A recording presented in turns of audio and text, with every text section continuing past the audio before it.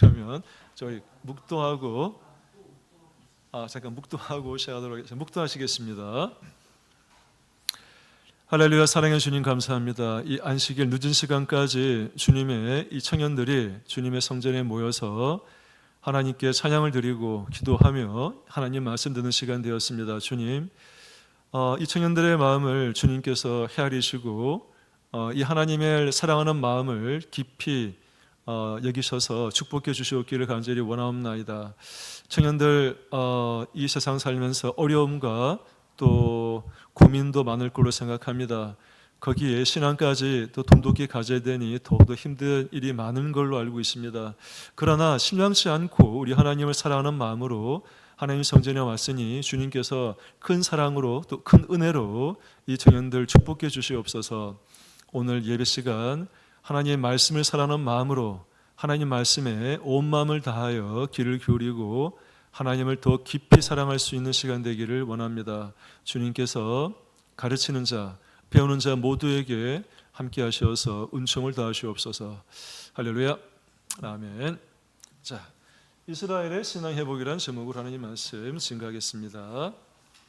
자, 그렇군요. 암송 요절이라고 되어 있죠. 우리 한번 읽어보겠습니다. 느헤미야 8장에 있는 말씀인데 8장 10절 말씀. 자, 다 같이 읽어보시겠습니다. 자, 시작. 느헤미야가 또 이르기를 너희는 가서 살찐 것을 먹고 단 것을 마시되 예비치 못한 자에게는 너희가 나누어 주라. 이 날은 우리 주의 성일이니 근심하지 말라.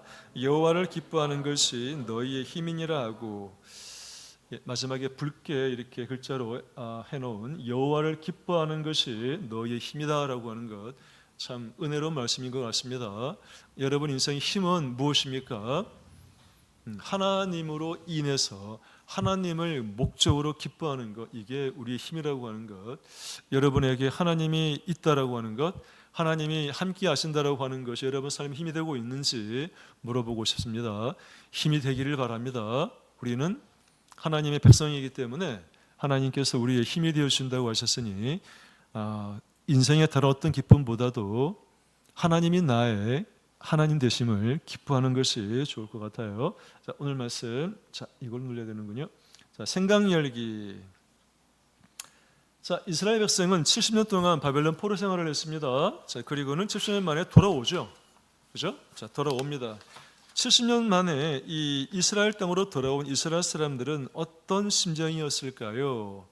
돌아온다라고 하는 것은 바벨론 포로로부터 포로 시계를 마치고 이스라엘로 돌아와서 자유가 되었다는 거죠. 자유라고 하는 것은 마음껏 하나님 말씀을 읽고 하나님 말씀을 듣고 하나님과 더불어 살아갈 수 있는 길이 열렸다는 것인데, 그때 심정이 어땠을까 물어보고 있습니다. 여기 밑에 뭐라고 되어 있습니까? 밑에는 없군요. 나한테는 있는데, 혹시 여러분에게 소중하게 여겼던 물건을 잃었다가 되찾아본 경험이 있나요? 그랬을 때 잃어버렸던 물건을 되찾았을 때 느낌이 어땠나요? 뭐 이런 질문이 되겠습니다. 내 시간으로는 늘 질문만 던지고 답을 듣질 않죠. 자, 여러분 생각해 보시길 바랍니다. 넘어가겠습니다. 자, 지금 느헤미야 8장 말씀을 오늘 우리 주제로 삼고 있는데 제목이 뭐였다고요? 제목이 뭐였습니까? 이스라엘의 신앙 회복, 이스라엘 사람들의 신앙의 회복이란 말이 되겠죠. 이스라엘의 신앙 회복인데, 이 느헤미야서의 배경은 여기 빨간 거 네모 박스로 되어 있는 이스라엘의 바벨론 포로로부터 돌아오는 세 번째 3차 포로 귀환 시기가 되겠습니다. 이렇게만 또 말하면 너무 짧을 것 같아서 여기 1차 귀환, 2차 귀환, 3차 귀환 나와 있습니다. 우리 이 표만 가지고 공부해도 하면 10분은 갈 것 같은데 그렇게 할 수 없으니 여러분이 눈으로 보시고 여러분이 이해하고 넘어가면 좋겠어요. 자, 1차 포로 때 BC 538년입니다. 누가 주도했습니까? 스룹바벨 총독이 주관해서 성전을 지은 거죠. 성전 재건을 시작하게 됩니다. 1차 포로 기한 때 학계, 그다음에 스가랴 선지자가 성전 재건에 함께 했습니다. 이때 페르시아 바사의 왕은 고레스였다고 하죠. 근데 고레스가 포한 귀환령을 내린 것이지요. 두 번째 포로 귀환 BC 458년 대략 한 80년 뒤에 2차 포로 귀환이 이루어집니다. 이때는 중심 인물이 에스라가 됩니다. 에스라는 학사 에스라 혹은 제사장 에스라가도 하죠. 에스라가 됩니다. 바사 왕은 아닥사스다 1세 왕이라고 그럽니다. 이 에스라의 신앙 개혁 운동은 유명하죠. 자, 3차 바벨론 포로 바로 오늘 느헤미야서가 중심 내용이 되겠죠. BC 444년 또는 BC 445년이라도 그래요. 445 또는 444. 2차 포로 기간 이후에 한 13년 뒤에 3차 포로 기간이 포로 귀환이 이루어집니다. 포로 귀환이 이루어지는 시기는 바벨론 시대가 아니죠. 지금 어느 시대라고 되어 있습니까? 바사가 우리가 알고 있는 페르시아죠. 페르시아가 이때 왕성하게 국력을 뻗치죠. 언제까지? 그리스가 알렉산더 오기 전까지 BC 333년 이제 그리스가 역사에 등장하죠. 그때까지 역사를 주도했던 나라가 바로 바사, 성경에는 바사, 우리가 알고 있는 페르시아가 되겠습니다.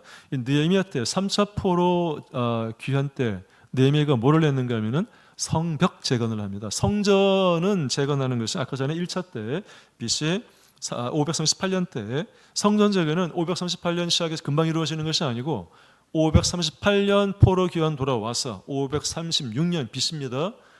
BC 536년 우리나라 역사에 뭐가 있었습니까?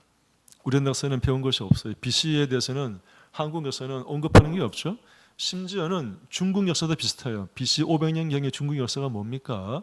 공자 명제가 BC 한 200년경 인물이라고 하니까 모르겠어요. 이 BC 400~500년경에 어떤 역사가 있었는지. 성경만큼 이렇게 우리에게 기원전 BC 500년경, 심지어는 BC 1000년경, BC 1000년경은 다윗 시대지 않습니까? BC 2000년경 아브라함 시대예요. 이 시대의 이 역사나 이 생활사를 알 수 있는 건 나는 성경이 거의 전무후무하지 않을 그런 생각이 들어요. 자, 하여간 성전 재건은 BC 536년에 시작해서 520년에까지 16년 동안 멈춥니다. 산발랏, 도비야, 게셈 이런 사람들의 이 계략 때문에 성전을 재건 못해요. 16년 동안 멈추고 있다가 저기 뭐라 되어 있죠? BC 520년에 성전 재건을 시작해서 4년 만에 516년에 BC입니다. 516년에 성전 재건이 완료되죠. 그때 이 성전을 뭐라고 한다? 스룹바벨 성전이라고 한다. 이거 설명 안 하기로 했는데 설명을 다 해버렸네. 자, 넘어갑니다. 자, 그래서 스룹바벨 성전 재건했다라고 하는 거 여러분 눈으로 보시기 바랍니다. 아까 말한 학개 선지자, 스가랴 선지자가 기여한 거죠. 이거 오늘 주제와는 사실 관계가 없어요. 이거는 앞에 배경 설명, 성전 재건에 대한 걸 한번 백그라운드로 한번 보여주는 겁니다. 고레스 왕, 다리오 왕, 고레스 때는 포로 귀환이요. 다리오 때는 BC 520년경에 성전 재건을 진짜로 시작할 때가 다리오 왕 때라는 거예요. 자, 아닥사스다는 성벽 재건할 때 바사 왕이 되겠습니다. 넘어갑시다. 스룹바벨 성전 보고 있습니다. 솔로몬 성전의 4분의 1밖에 안 된다 그래요. 여기는 지금 성전 앞에 기둥 2개, 야긴과 보아스가 없죠. 통과합니다. 이것도 우리 주제와 관계가 없습니다. 성벽 회파, 이거는 느헤미야가 성벽 회파된 것을 알고 성벽 재건하러 간 거죠. 눈으로 보시기 바랍니다. 다 하면은 시간이 길어서 이것도 넘어가면 오늘 말씀 주제가 아니기 때문에 사실 자료를 보니까 3년 전에 이 똑같은 주제로 설교한 적이 있더라고요. 그때 파워포인트 그대로 가져온 겁니다. 그래서 설명하지 않는 거예요. 이거는 그때 설명했어요. 그 당시에는 성벽에 문이 있는 거예요. 성벽이 뭡니까? 저 가운데 예루살렘 성전이 있죠. 이게 템플 성전이죠. 예루살렘 성전이 여기 있는 거고 성전 중심으로 성벽을 둘러싸고 있는 거죠. 이렇게. 그 당시에는 예루살렘 느헤미야 당시에는 성벽에 성문이 있는데 9개가 있었다는 거예요. 오늘날에는 성벽에 성문은 8개밖에 없답니다. 통과하겠습니다. 자, 성벽 재건 시작하죠. 아까 전에 성 역사가 52일 만에 여기 성 역사 밑에 영어로 써놨죠. 또 월. 성이 뭐라고요? 성벽이구나. 성벽은 며칠 만에 했다고요? 52일 만에 재건이 완성했는데 누가 하셨다고요? 누구 때? 느헤미야 때. 느헤미야 뜻이 뭐라고요? 하나님의 위로. 하나님은 위로하시는 분. 느헤미 플러스 야레입니다. 야는 하나님입니다. 하나님의 위로, 하나님은 위로하시는 분 이런 뜻인데 느헤미야가 52일 만에 성벽 재건을 한다. 아까 전에 성전은 몇 년 동안 만들었다고 그랬죠? 4년입니다. 정확하게는 물론 시작된 것은 한 20년에 시작했지만 16년 동안 중단했다가 정작 시작한 것은 4년 만에 BC 520년 시작해서 516년에 끝나죠. 그냥 상식이니까 성경의 상식입니다. 넘어갑니다. 이것도 우리 주제와 큰 관계가 없기 때문에. 자, 이거부터가 이제 오늘 말씀. 3년 전의 내용과 달라진 것은 느헤미야의 이 신앙 회복의 내용이 주 내용이더라고요. 지금부터는 성경 말씀을 봐야 됩니다. 이것도 다 읽으면 시간이 마땅치 않은데 최대한 한번 줄여볼게요. 질문에 대한 답을 찾아보겠습니다. 내가 질문을 써서 여러분은 답을 찾아보시기 바랍니다. 질문을 할 테니 답을 하시면 넘어갈게요. 여러분 눈으로 보고 읽는다는 얘기니까. 성벽과 성벽에 있는 문 재건 완료 후에는 무엇을 하였나요? 지금 주어가 빠져 있네요. 이스라엘 백성들은 무엇을 하였나요? 이 말입니다. 여러분은 성벽이 회파되고 성문이 불에 타고 막 그랬어요. 성벽도 재건하고 성문도 다 만들었습니다. 여러분은 무엇을 먼저 할까요? 이런 질문과 또 같은 거예요. 자, 읽어보시기 바랍니다. 답을 하시면 넘어가겠습니다. 김은진 학생, 우리 자매, 학생이 아니죠. 자매. 자, 답 뭡니까? 지금 뭐를 한다고 되어 있습니까? 답을 빨리 해야 설교 빨리 끝나는 거예요. 자, 모세 율법서를 가지고 와서 뭐 했다는 거예요? 보기를 청했다. 누가? 주어는 누구죠? 이스라엘 모든 백성이, 즉 모든 이스라엘 백성이. 근데 깜짝 놀랐어요. 사실은 처음에 나는 에스라고 하는 이 학사가 이스라엘 백성들에게 너희들 신앙이 너무 형편없으니까 너희 다 모여 해서 이렇게 설교를, 그러니까 여기 모세 율법제, 모세 오경이겠죠. 모세 오경을 쭉 얘기한 줄 알았는데 그게 아니라는 거예요. 여기 지금 주체가 누군가 하면 에스라가 주체가 아니고 이스라엘 백성들이 이런 말이에요. 성벽을 재건하고 난 다음에 보니까 이스라엘 백성들 마음이 막 웅장해지는 거죠. 그러니까 이스라엘 백성들이 반대로 에스라에게 요청한 겁니다. 뭐를? 당신이 갖고 있는 그 모세 율법책을 가지고 오셔서 하나님의 말씀을 우리들에게 알려주세요. 이 말이에요. 이스라엘 백성들의 신앙이 지금 살아나고 있는 거죠. 놀랄 일입니다. 장소는 어디입니까? 어디에서? 수문 앞 광장에서. 아까 전에 말한 9개의 문 가운데 하나가 수문이라는 거죠. 언제? 7월 달에. 이 7월은 유대 종교력으로 7월, 유대 종교력으로 7월이고 유대 사람들의 민간력으로는 1월 1일입니다. 이게 1월 1일이에요. 우리가 지금 지금의 어떤 그런 달력으로는 플러스 2개월 한 9월 달 정도 되는, 이거 뭐 몰라도 되겠지만 하여간 이 7월은 유대 종교력으로 7월 달이라고 하는 것 넘어갑니다. 두 번째 질문 하게 여러분 읽으시길 바랍니다. 함께 읽으면 시간 걸리시오. 눈으로 읽으면 더 빠르니까. 학사는 아까 전에 뭐라고 되어 있죠? 설명 빠뜨렸네. 학사 이게 반대로 넘어가나요? 반대로 넘어가네. 이거 아닌데 지금 어떻게 된 겁니까? 끝까지 가네 이거. 자, 이거 굉장히 많이 남았죠 지금. 답을 빨리 하셔야 빨리 끝납니다. 학사가 영어로 뭐라고 되어 있습니까? 학사 에스라 the scribe니까 학사라는 말은 율법을 쓰는 사람. 신약 성경에는 서기관 정도 율법을 쓰면서 뭐합니까? 연구하고 가르치는 사람을 학사라고 한다 생각하면 좋을 것 같아요. 학사 말이 너무 어렵죠. 대학 졸업한 사람 학사라고 그러지 않습니까? 대학원 졸업하면 석사하고 박사겠다면 박사라고 하는 거죠. 약간 관계가 없어요. 그 학사하고는.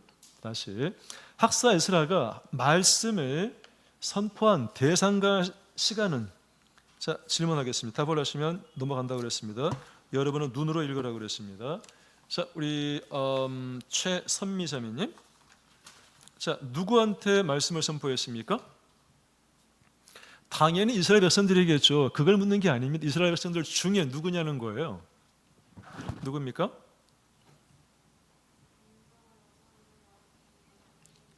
그런 거죠. 남자 여자 할 것 없이 무릇 알아들을 만한 사람 모두들, 남녀노소 가운데 소는 제외인 것 같으니까 어린 아이들, 하나님 말씀을 선포했을 때 알아듣지 못할 아이들을 제외한 여러분들 다 해석될 것 같아요. 다 알아들으니까. 이런 사람들 대상. 그러니까 수문학 광장에 모인 이스라엘 사람들이 몇 명인지는 모르겠어요. 성경이 안 나오니까.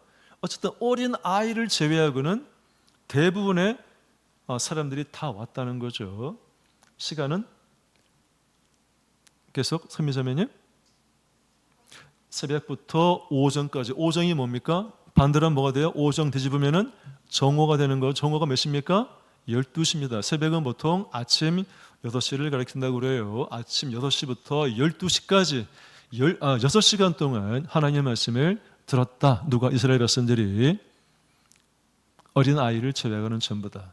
지금 뭔가 하나님 말씀에 불타고 있는, 가슴이 웅장해진 이스라엘 백성들이 하나님 말씀에 굉장히 뭔가 몰입하고자 하는 그런 태도, 그런 심리를 우리는 읽어볼 수가 있어요.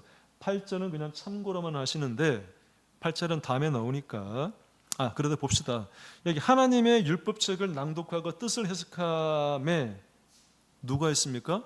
에스라가 한 거겠죠. 해석했다는 얘기는 뭔가 하면은 모세 율법책은 어떤 언어로 쓰여졌습니까? 히브리어겠죠. 이 시대가 지금 어떤 시대라고요? 페르시아, 바사, 아닥사스다방 시대니까 당연히 공식 언어는 뭐겠습니까? 페르시아어겠죠. 바사어겠죠. 근데 이스라엘 백성들 사이에 민간에 쓰이는 공용어는 뭐였는가 하면은 아람어래요, 아람어. 근데 성경은 히브리어로 써졌으니까 성경을 히브리어를 읽을 수 있는 사람은 극소수에 지나지 않겠죠. 그러니까 누가 지금 읽고 있습니까? 에스라가 읽고 있는 거죠. 에스라가 히브리어를 읽고 뭐를 해야 됩니까? 아람어로 당연히 알아들을 수 있는 말로 통역을 해줘야 되겠죠. 통역해 주기 때문에 그 뜻을 해석해 주었다는 말도 있고, 또 한 가지는 그 통역하는 말에 정말 심층적인 의미를 풀어주는 것도 해석해 주었다 볼 수 있겠죠. 맞죠? 넘어가겠습니다. 자, 다음 이스라엘 백성들은 어떤 태도로 하나님의 말씀을 들어, 이게 중요해요. 오늘 말씀의 포인트입니다. 그러니까 성전을 만들고 성벽도 다 재건하고 그런 다음에 하나님 말씀을 사모하는 마음까지는 알겠어요. 어떻게 사모했을까요? 얼마나 사모했을까요? 어떤 마음으로 하나님의 말씀을 받았을까? 이거예요. 여러분 지금 어떤 마음으로 하나님의 말씀을 받고 있습니까? 똑같은 질문입니다.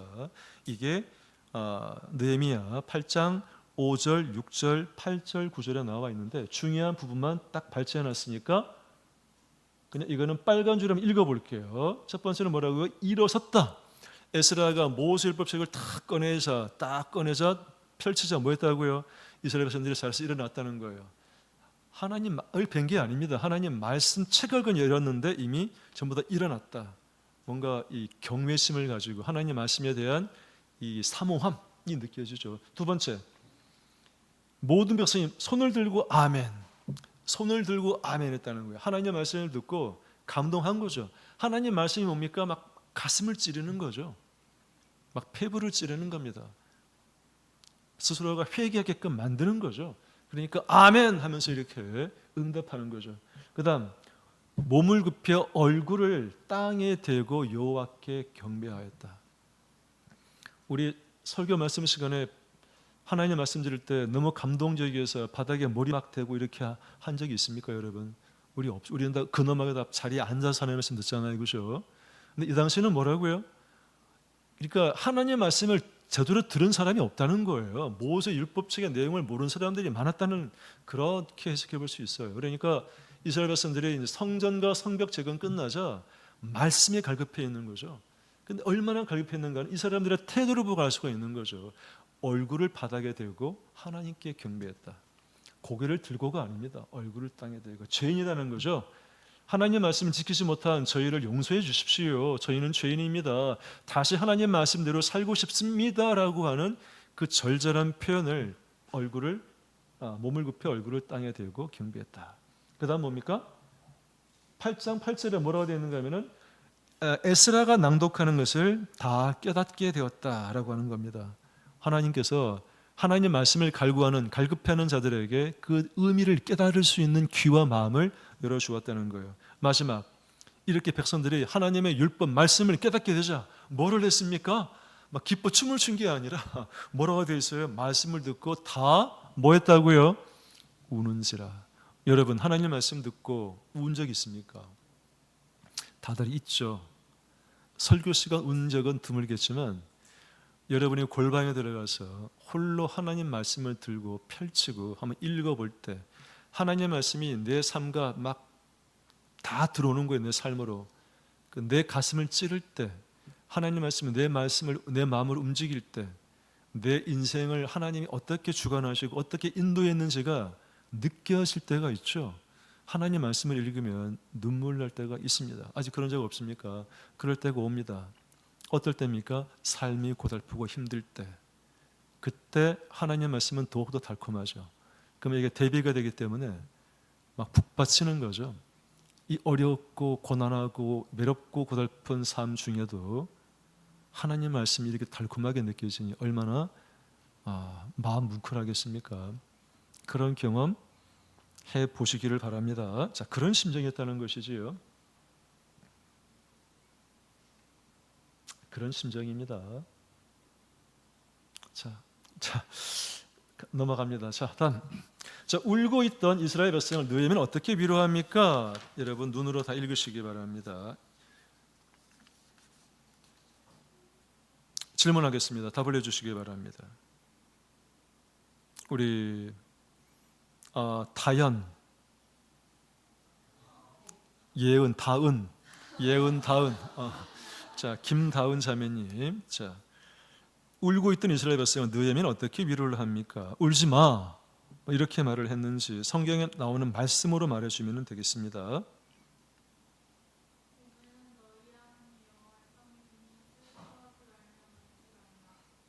그렇죠? 또 뭐라고 그랬습니까?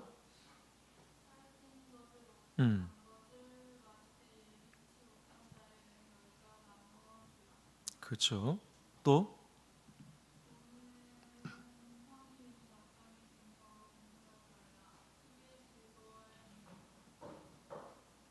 여호와를 기뻐하는 것이 너의 힘이니라. 자, 이렇게 말하고 있죠. 지금 9절에 보게 되면은 에스라와 그 다음에 레위 사람들이 위로하죠. 오늘은 너희 하나님 여호와의 성일 거룩한 날입니다. 무슨 날입니까? 이 날이 지금 이스라엘 백성들이 지금 이 에스라를 초청해서 모세율법책을 강론을 듣는 이 날이 몇 월 며칠입니까? 8장 2절에 나옵니다. 8장 2절에 느헤미야 8장 2절에 몇 달 며칠로 나옵니까? 아까 전에 7월 달에 나왔죠. 7월 1일이에요. 7월 1일. 7월 1일이 무슨 날인가 하면 사실은 나팔절입니다. 나팔절. 7월 10날이 무슨 날입니까? 속죄일이에요. 속죄일, 대속죄일입니다. 7월 15일이 무슨 날입니까? 유대 종교력으로, 이 양력 아닙니다. 유대인의 민간력도 아니고 유대 종교력으로 7월 15일부터가 초막절이 시작되는, 초막절 주상절이 시작되는 거. 7월 달에는 세 개의 절기가 7대 절기가 있죠. 유무, 초오, 나속초. 뭐라고요? 유무, 초오, 나속초. 유, 월절, 무, 교절, 초, 숙절, 유무, 초오, 오, 순절.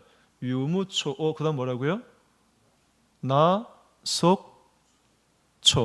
나팔절, 속죄일, 초막절, 7대 절기죠. 그 중에 끝에 3개, 이건 다 유대어 종교력으로 7월 달에 7월 1일, 7월 10일, 7월 15일. 그러니까 지금 이 성일은 뭔가 하면은 나팔절이라고 하는 거 기억하시기 바랍니다. 나팔절입니다.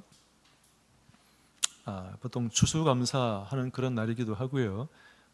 나팔을 불고 하나님 말씀에 감사하고 회개하는 날이기도 합니다. 자, 어쨌든 성일이니까 슬퍼하지 말고 울지 말라라고 위로하고 있죠. 그 다음에 느헤미야는 10절에 뭐라고 그럽니까? 오늘이야말로 너희가 정말 살찐 걸 먹고 단 것도 먹어서 너희 이 피곤함도 풀고, 그러니까 성벽제가 냈는데 피곤함도 풀고, 그 다음 뭐라고요? 혹시나 너희들 가운데 이렇게 먹을 것이 없는 사람은 나누어 주라고. 그 다음에 오늘 이날도 성일이기 때문에 근심하지 말고 기뻐하고 즐거워하라는, 여호와를 기뻐하는 것이 너희의 힘이라고 말하고 있는 거죠. 그러니까 기뻐하라는 거예요. 너희가 하나님 말씀에 힘을 얻었어? 그러면 울지 말고 슬퍼하지 말고 근심하지 말고 즐겁고 기뻐하라는 겁니다. 하나님 말씀 듣는 시간 뭐 하라고요? 인상 쓰지 말고 뭐 하라고요? 기뻐하고 즐거워하라고요. 왜냐고요? 하나님 말씀이 하나님이니까, 하나님을 만나고 있는 거니까 기뻐하고 즐거워하라는 겁니다. 무엇이 여러분을 기쁘고 즐겁게 만듭니까? 세상에는 기쁘고 즐거운 것들이 많죠. 종류가 다릅니다. 성격이 다르죠. 하나님 말씀으로, 아니면 하나님 그분 자체로 기뻐하는 것. 하박국 3장 18절에 뭐라 나오죠?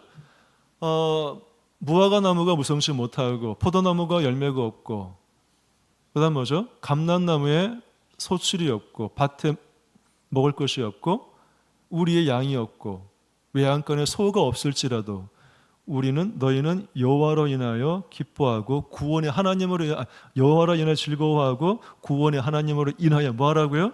기뻐하라라고 되어 있죠. 그러니까 우리 하나님 믿는 사람이니까 우리 영혼의 그 할 때도 들었죠. 항상 기뻐하라고.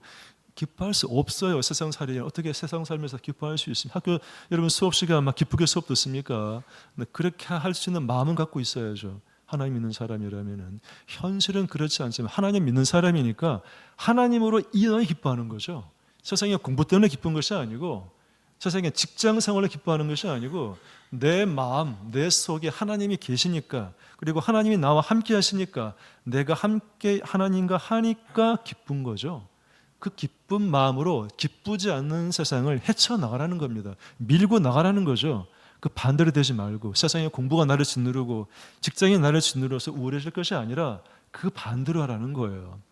하나님이 여러분과 함께 있으니까 하나님이 함께 있는 것으로 힘을 삼고 기쁨으로 세상을 기쁘게 밀고 나가라는 거예요.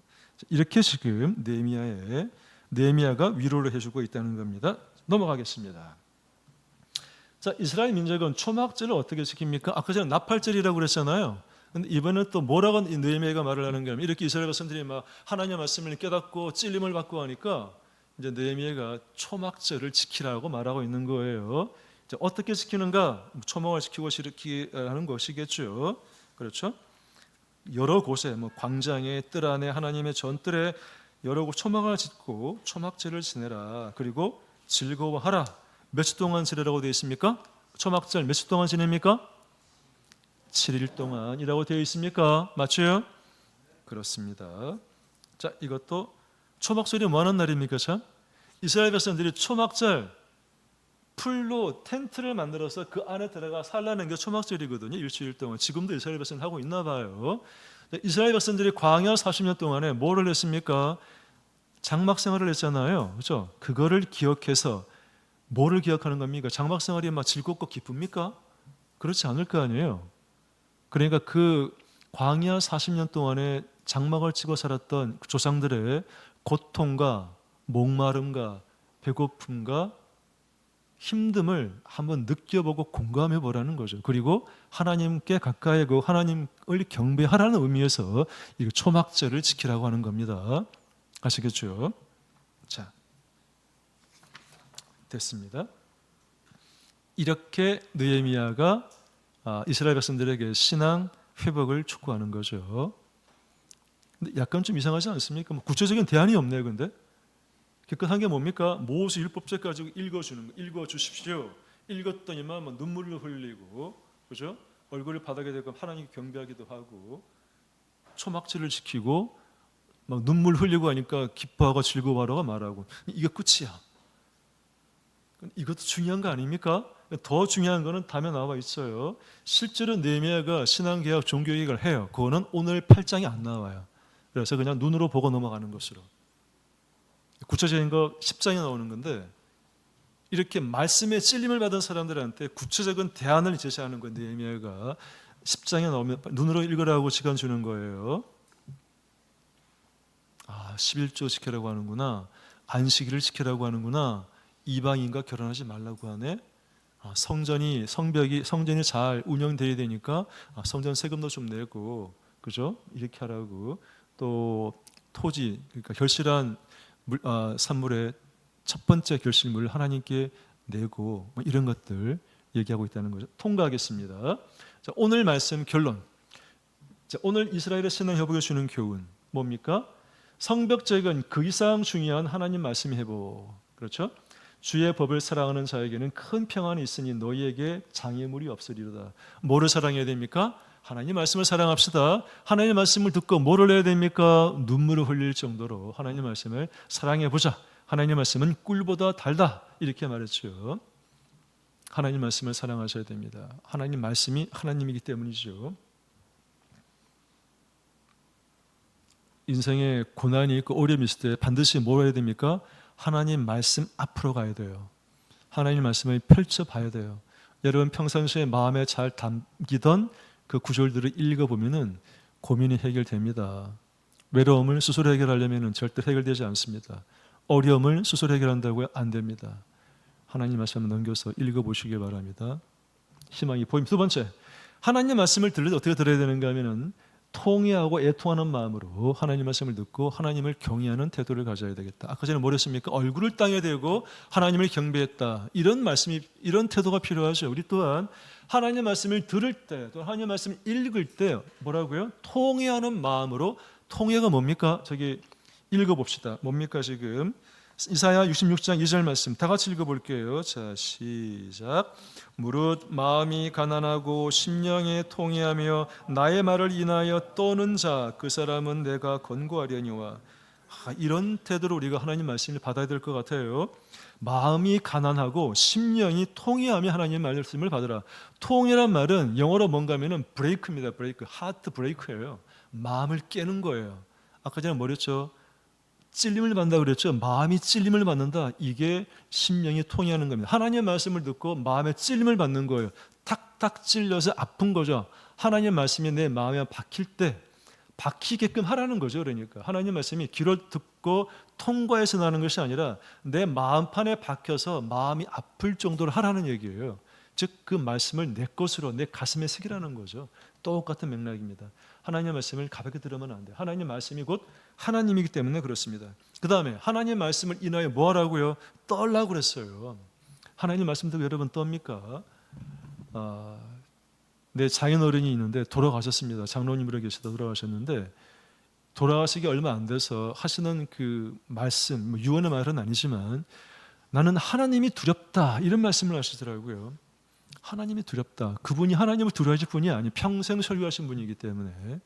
근데 인생 그러니까 마지막 돌아가시기 얼마 안 돌아가실 그분도 모르셨겠지만 돌아가셨지만 갑자기. 근데 뭐라고 말씀하셨는가 하면 하나님이 두렵다라고 말씀하셨거든요. 하나님을 두려워하면 하나님 말씀을 들을 때 정말 떠는 마음 하나님 말씀 들어야 됩니다. 물론 세상 살이가 우리를 가만두지 않죠. 세상에 나가면 공부하느라고 직장 생활하느라고 피곤해 쩔은 몸으로 교회를 들어와요. 내가 눈을 부릅뜨고 정신을 차리고 하나님 말씀을 들어야 되는데 육체가 견디지 못하네.